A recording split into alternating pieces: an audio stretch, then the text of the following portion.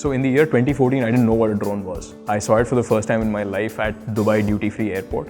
I knew this was something unique. Close to a year ago, I moved to the World Economic Forum, where I currently head the aerospace and drones for India.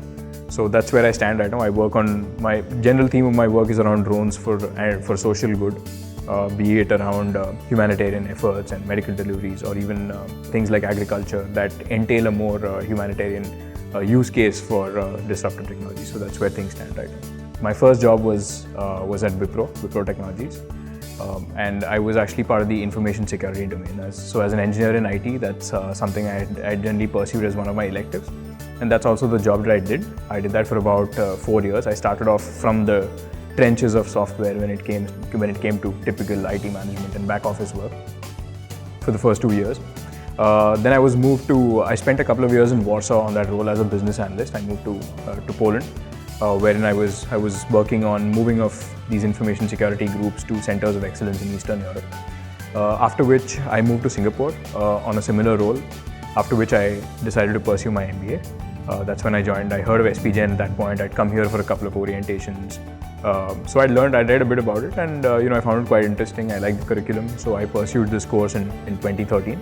I think it's very important for a good amount of cultural exchange.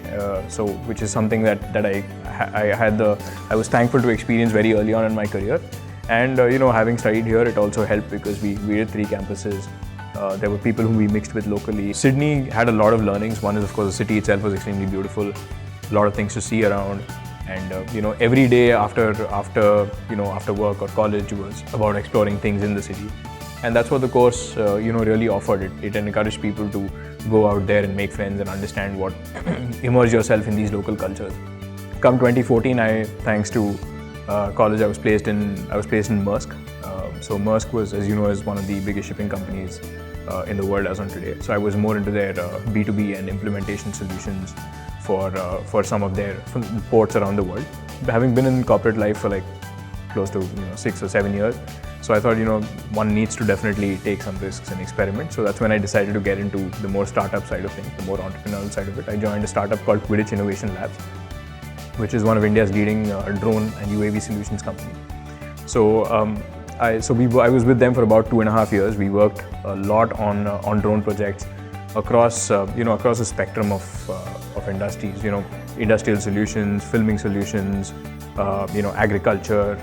So we worked a lot in that. Given that it was a very disruptive technology, it was something that was consumed, and people were very intrigued with drones and this kind of technology. So it was very interesting to be a part of.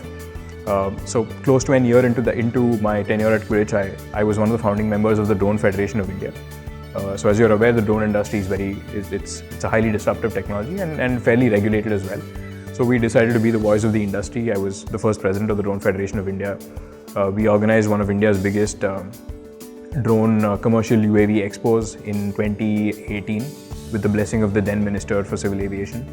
The logical next was, of course, to be more focused on policy. So about close to a year ago, I moved to the World Economic Forum, where I currently head the aerospace and drones for India. Maybe it should carry us. That's the only thing left. So mobility is definitely a future. So earlier in my ECAP session, there was one of my slides which spoke about how an artist envisioned the 21st century. And this was from 1850, and it was a picture of somebody flying on a contraption with wings. So even back in the 20th century, people thought that the year 2000 would have things flying in the air, even locally. So drones have sort of hyper-localized things in a very big way. Every industry that drones touch, it disrupts in a very positive way. It enriches every industry that it is used in, be it mining, be it agriculture, be it even films. So, back in the day, one even saw the cranes and the jib cameras that were used, for some really compelling shots. But now the drone does pretty much everything. If I do have to highlight a landmark, I would say it's moving into the entrepreneurial space. I think when I moved into Quidditch and then the DFI is when a lot changed. The entrepreneurial ecosystem is very different. When you interact with, so there are Gen Y and Gen Z millennials. I think even the Gen Z millennials are very different, and interacting, the biggest learnings you can get is from the technologists, and that's what happened in that tenure. That opened up a lot of things. in generally in my thought process and the way I looked at things.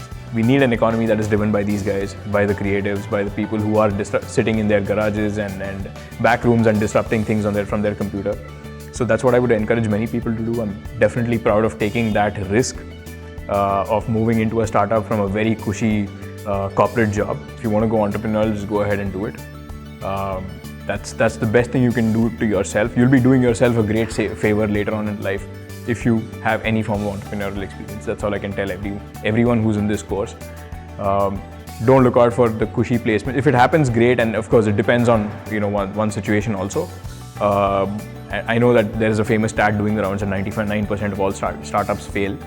But the level of learning that you can get will set you up for the long haul. So if you have entrepreneurial ambitions, form your own incubation cells, your own entrepreneurial cells while you're doing your course, when you have time, when you're living with your peers and you have the opportunity to talk to them day in and day out.